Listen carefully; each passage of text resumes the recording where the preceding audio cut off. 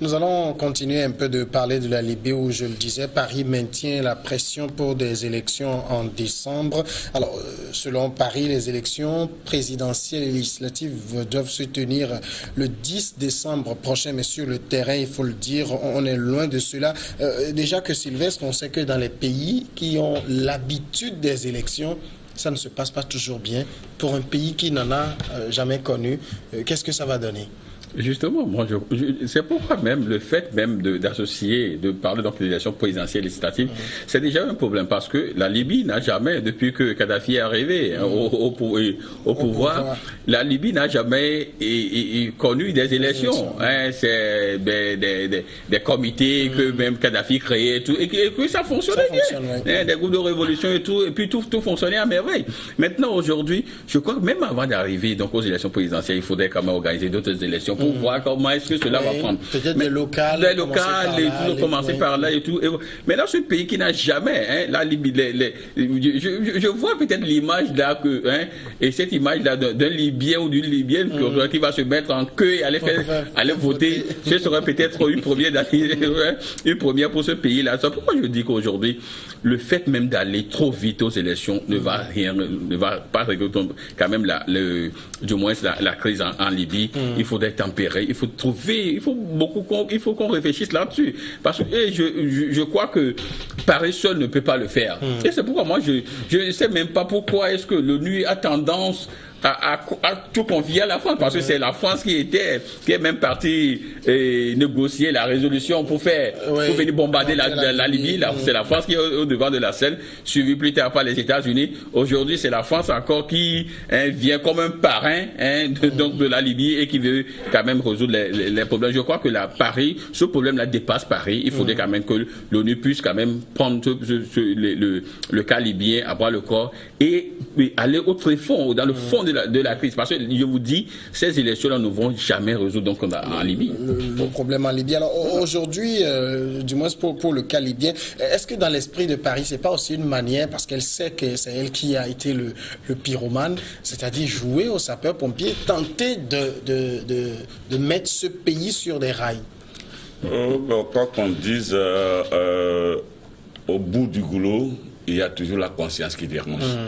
Aujourd'hui, je me demande si Paris arriverait à se justifier devant le désagrégement de la Libye, où Paris avait pensé aller mettre de l'ordre et aller sortir des gens d'une dictature et imposer là-bas une démocratie. Si telle que cette démocratie s'est imposée en Libye devrait faire école, je pense que plusieurs pays africains seraient aujourd'hui tentés de dire qu'on n'a pas besoin de cette démocratie, parce que la démocratie-là, imposée par cette France, devient nuisible pour la population. Je n'ai jamais vu autant de Libyens mourir en mer, je n'ai jamais vu autant de Libyens sortir de leur pays, je n'ai jamais vu autant de Libyens dans la misère, je n'ai jamais vu des Libyens s'entretuer pour des ressources, tout ça. Donc ce qui suppose qu'aujourd'hui, il y a certaines choses qui ne sont pas choses très bonnes à être expérimentées dans nos pays, où toute une stabilité a été évaporée suite juste à l'intrusion d'une métropole qui voudrait rétablir un ordre. Maintenant, est-ce que c'est pour remettre cet ordre-là que les gens viennent? Si oui, et en qualifiant les quelques contacts qu'on a pris d'une rencontre historique où on a mis des factions qui ne se sont jamais parlé en présence avec plusieurs pays qui ne se sont jamais retrouvés et avec l'ONU qu'on exhume. Est-ce que, sincèrement, ça peut régler ce problème quand on sait qu'on a ravivé le désir des gens par rapport à pouvoir se construire sur des ruines qui ont été établies par cette intervention de la France appuyée par certains pays. Je me demande si des gens vont si peu lâcher cette aubaine et revenir se plier, parce que ce qu'on dit là, c'est se plier sous un pouvoir donné, abandonné, et même redouter qu'on peut être l'objet de poursuites par rapport à certaines choses qui ont été faites, et on ne sait pas de quel rang sera issu celui qui va arriver. Alors que quand des gens étaient dans des groupes opposés, c'est qu'il y avait des rivalités et chacun essayait de remettre en place sa suprématie. Donc, il faut dire que en fait, l'Afrique doit se réveiller et l'Afrique doit analyser un certain nombre de choses. Vous voyez, ça me fait penser un peu au Cameroun où aujourd'hui, il y a toute une vingtaine de partis politiques qui sont en train de vouloir défendre Paul Biya pour qu'il reste. Parce que le G20, c'est parce qu'ils redoutent ce que l'opposition pourra faire et ils prétendent que cette opposition aille s'entendre d'abord avant de venir parce qu'ils présagent que le départ de Paul Biya créa plus chaos, plus de chaos. Vous voyez, quand vous lisez... Non, en fait, c'est des lectures qu'il faut donner et je ne dis pas que c'est tout à fait vrai, je fais juste un rapprochement pour dire que quelqu'un qui penserait comme ça, quand vous allez le voir, il va vous décrire un peu la situation de Paris et les choses de la Libye, il va vous décrire certaines situations, il peut même aller en Rwanda et vous parler de Paul Kagame qui devient aujourd'hui un modèle à imposer en Afrique, mais qui, quand vous regardez, est loin de ce que nous appelons démocratie, mais qui impose une certaine suprématie et imprime une avancée dans son pays que nous allons copier. De toute façon, Sylvestre, il faudra quand même que la Libye se sorte du guêpier. Oui, je crois que bon, je l'ai dit, vous savez, j'évite en fait de parler de l'Union africaine. Et j'écoutais il y a quelques jours Alpha Condé qui disait que les problèmes africains, il faudrait que l'Afrique, voilà, les Africains doivent régler les problèmes. Voilà, les problèmes africains. Mais je vous dis que au départ même de cette affaire, en Afrique, il n'y a que 2 présidents, dont Jacob Zuma, qui se sont opposés à l'intervention donc de la France. Il n'y a que 2. Pourquoi? C'est parce que tous les autres étaient des copains de la France, si on peut le dire. Ils étaient des commis parce que d'une manière ou d'une autre, au moins 70% étaient installés par la France. Donc tout le monde se taisait. Seul Jacob Zuma, bon, ils étaient 2, donc j'oubliais le second, donc Jacob Zuma, qui ont quand même dit non à l'intervention donc de la France. Mais les autres se sont tués. Mais aujourd'hui, ils veulent quand même. Et là, je dis que ce problème dépasse donc l'Afrique. Il faudrait que l'ONU puisse quand même intervenir là. Je ne sais pas quelle sera la formule à utiliser pour circonscrire la crise, mais je crois que ça dépasse l'Union africaine et la France, donc il faudrait aller beaucoup plus au-delà pour qu'on puisse quand même toucher le fond tel que je l'ai dit et résoudre la situation. Sinon, pour l'instant, moi, je ne vois pas quand même le bout du tunnel, je ne vois pas quand même une formule. Tout à l'heure, les élections, ce n'est pas la panacée, je l'ai dit, je ne vois pas quand même la formule qu'on doit utiliser pour sortir quand même la Libye de cette situation que nous déplorons tous. Alors, ça va être beaucoup difficile parce que si c'était les Libyens eux-mêmes qui s'opposaient, on pourrait dire qu'on peut parler aux Libyens entre eux. Mais là, nous avons dit qu'avec ce clivage de pouvoir désunis, il s'est installé un autre groupe. Qui sait que quand les gens là vont commencer par s'entendre, ça veut dire qu'eux-mêmes ne seront pas là. Les djihadistes qui sont là, les Al-Qaïda. Voilà. Donc, est-ce qu'ils vont accepter qu'une telle chose arrive et que ça précipite leur... D'ailleurs, il faut voir, déjà en Syrie, on les a chassés. En Irak, c'est voilà, ce n'est plus ça. Donc, maintenant, leur base, maintenant, c'est la... C'est pourquoi, voilà, c'est leur base, c'est la Libye. Aujourd'hui, est-ce que des gens là vont encore perdre cette base où ils se sentent encore mieux pour aller où? Même au niveau même de ces chefs-là qui existent, il y a certains qui ont des accointances avec les groupes. Voilà. Il y a des gens qui ont des accointances avec les groupes djihadistes. Je vous dis, quand celui qui a des accointances avec le groupe djihadiste, quand celui-là va perdre les élections, ne croyez pas que les djihadistes vont laisser le pouvoir se taire. Donc, il y aura des attentats sur attentats. Donc, c'est pourquoi je dis que c'est plus difficile de cette situation. Bon, voilà. D'accord. On va changer de sujet et aller maintenant en Guinée équatoriale. 2 partis d'opposition ont refusé lundi de signer le document marquant la fin du dialogue national dans le pays, invoquant notamment le non-respect d'une amnistie pour les opposants, Convergence pour la démocratie sociale et le parti Union de centre droit, les 2 seuls partis d'opposition parmi les 16 16 ayant participé à ce dialogue ont refusé à la dernière minute de signer le document de clôture en raison de la non-application du décret d'amnistie totale par le gouvernement, a annoncé à la presse le secrétaire général du CPDS, André Essono Ondo. Alors, sur les dizaines de prisonniers politiques, du moins répertoriés par l'opposition, seul le professeur Julien Abaga, considéré par Malabo comme un prisonnier politique, a été remis en liberté jeudi. Voilà qui confirme, Kofi Kanetom, ce que vous prédisiez il y a 2 semaines sur ce même plateau. Oui, justement, les événements m'ont donné raison, parce que j'avais dit au moment où on avait décrété, on a utilisé le mot décrété, l'amnistie totale pour les détenus politiques, et que certains étaient gardés encore en prison. Je posais la question de savoir, est-ce que nous sommes allés lire ce que ça veut dire, les délits qui sont en train de peser sur ceux qui sont détenus. Donc aujourd'hui, nous sommes avisés que pour Malabo, il fallait libérer les détenus politiques, et étaient détenus politiques le seul professeur qu'on a trouvé, et que les autres, en raison des accusations qui étaient portées à eux, n'étaient pas des détenus politiques. Et moi, ce qui m'a intrigué dans ce truc-là, c'est que, en fait, il ne faudrait pas que des gens prêtent flanc à certaines situations et à la dernière minute créent du chaos. Vous avez accepté d'aller à ce dialogue, là c'est le 4 juillet.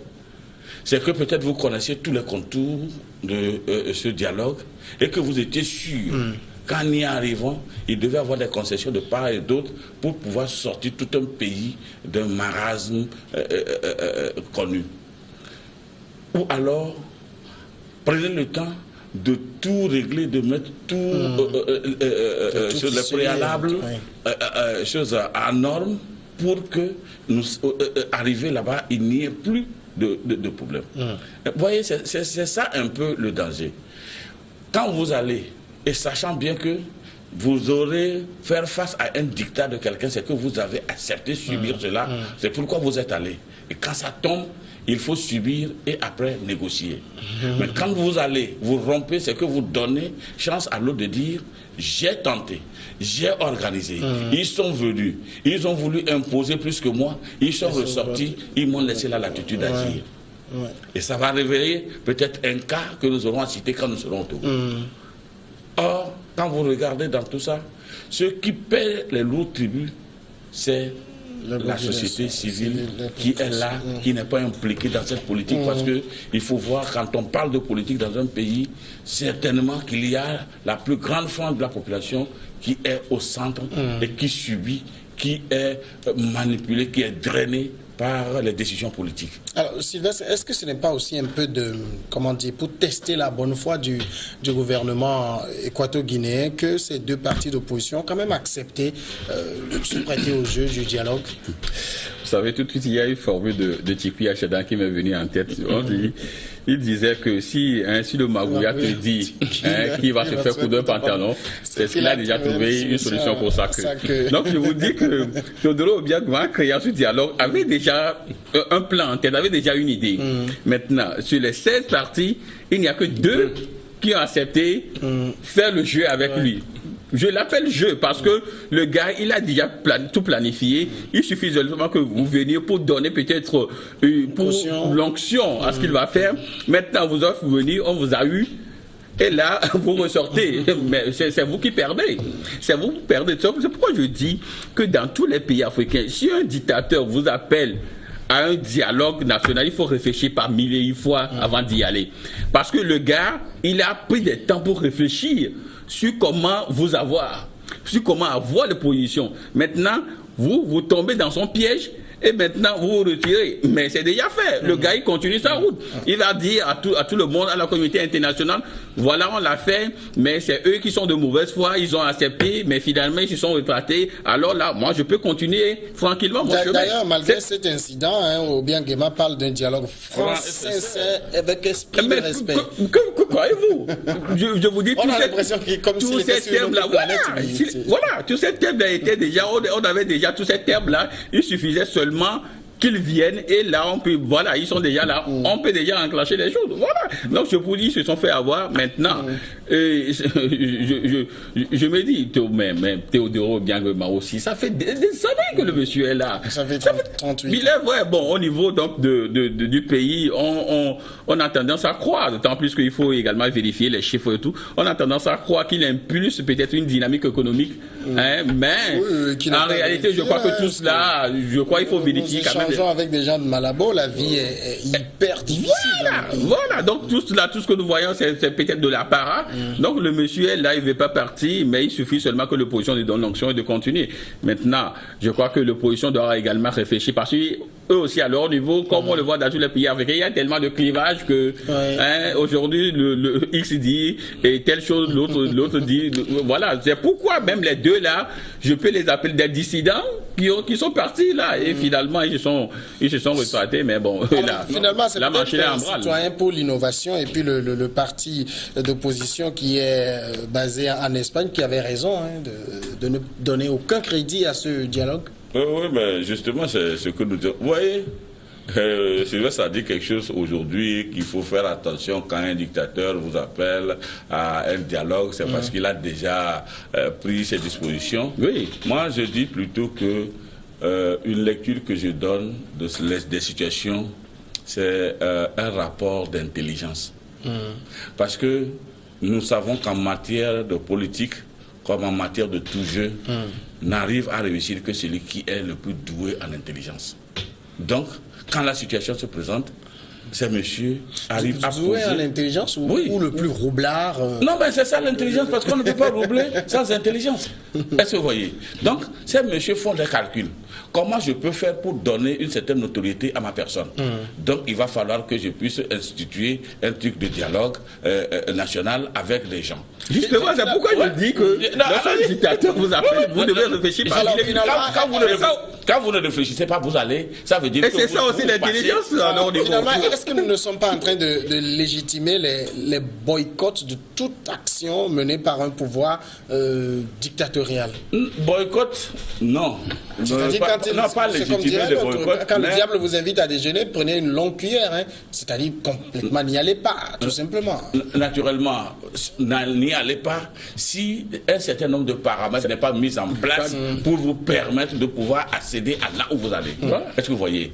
Donc c'est pourquoi je te disais tout de suite que nous prenons par exemple des gens qui ont contesté les élections de 2010 au Togo alors qu'ils savaient qu'il y avait un préalable qu'il fallait résoudre, mais entre-temps ils ont dit laissons tomber ce préalable, allons-y. Si ils étaient déjà consentants, sachant ce que ça pouvait surgir si ces préalables n'étaient pas réglés. Voilà, donc là, finalement, tu apportes de l'eau à mon moulin. Lorsqu'un dictateur vous convie, là, il faut réfléchir par mille et une fois. Ce n'est pas ce que je dis. Ce que je veux que vous compreniez, c'est que des gens n'ont pas été suffisamment intelligents pour analyser les tenants, les aboutissants de la décision qu'ils prennent.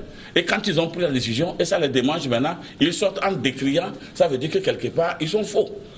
C'est ça le problème. Mais au moins, parce le fait que... En fait, regardez, ils sont 16 partis à pouvoir participer. Qu'est-ce qui justifie aujourd'hui les 14 qui sont restés et les 2 qui sont sortis? Oui, justement, moi là où je vais en venir. Voilà. Au moins, aujourd'hui, on ne parle que de ces deux-là. C'est quand même un coup de com' qu'ils ont réussi à faire. Ça veut dire que tout ce dialogue, le fait que ces deux n'ont pas signé le ils ont attendu jusqu'à la fin. C'est-à-dire, c'est une réussite quand même pour eux de dire ça ne sert à rien. Oui, c'est pourquoi je disais qu'ils se sont fait avoir. Et maintenant, je crois que le 20 tiré, il doit quand même le voir. Donc c'est là où je reviens, je maintiens ma position. Lorsque le dictateur vous invite, il faut réfléchir avant d'y aller. Ils sont partis. Maintenant, ceux-là, en voyant, il est vrai qu'ils sont minoritaires, mais ils peuvent quand même incarner la majorité donc, de la population. Non, moi, je fais une lecture contraire. Je me dis que les deux là sont allés avec le préconçu de pouvoir dénoncer ce dialogue en refusant. Non, ça peut être aussi cela. Pour dénoncer ce truc-là en refusant de signer pour dire que ce qui a été fait n'est pas bien. Non, ça peut être.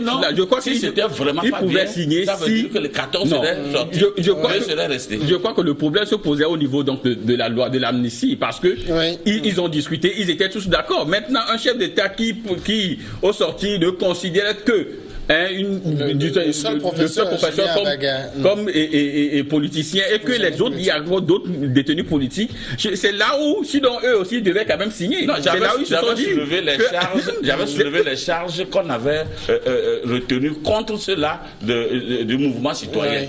J'avais soulevé ça l'autre fois, et je me suis dit que, par rapport à ces charges, il y avait quand même cet élément qui séparait des charges politiques de ces gens.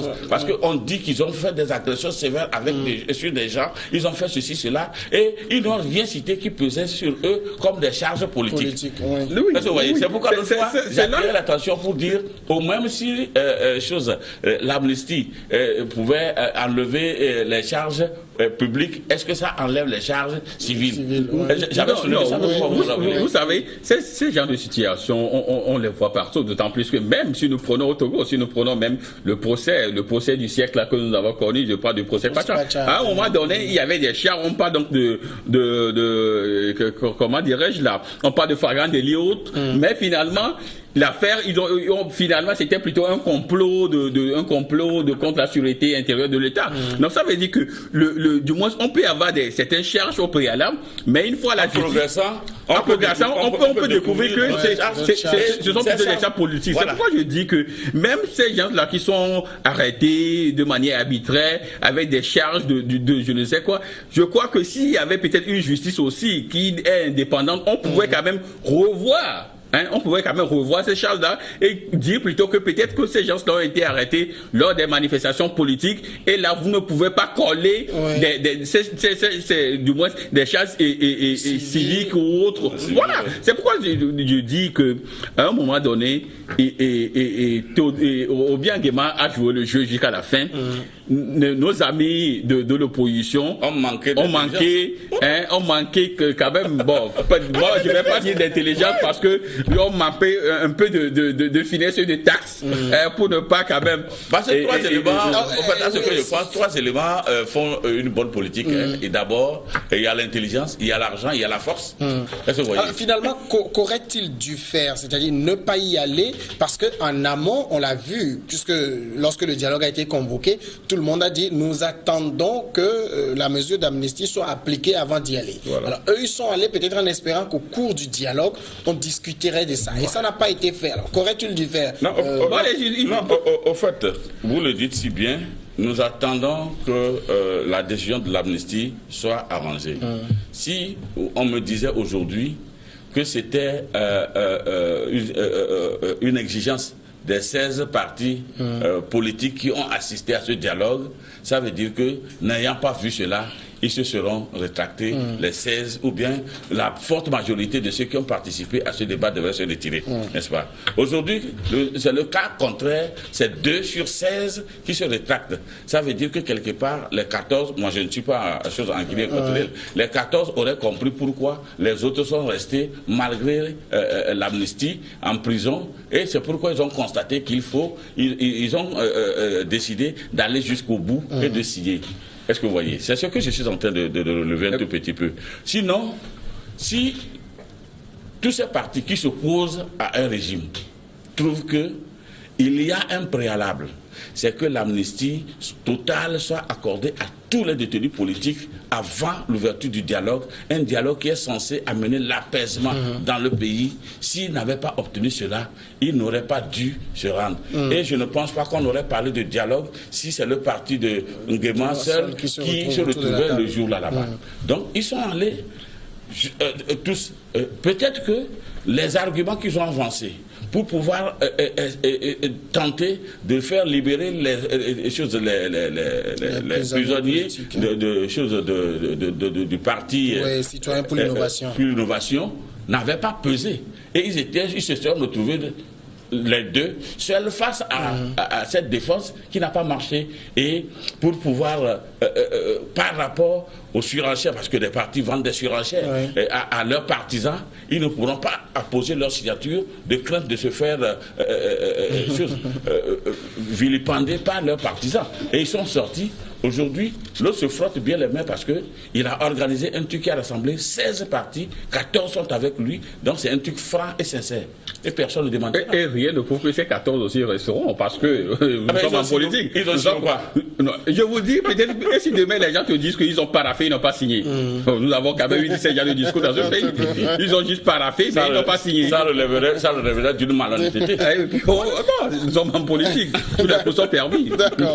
On marque maintenant la pause. Ce sera la grande. On va suivre le journal et puis on va revenir après.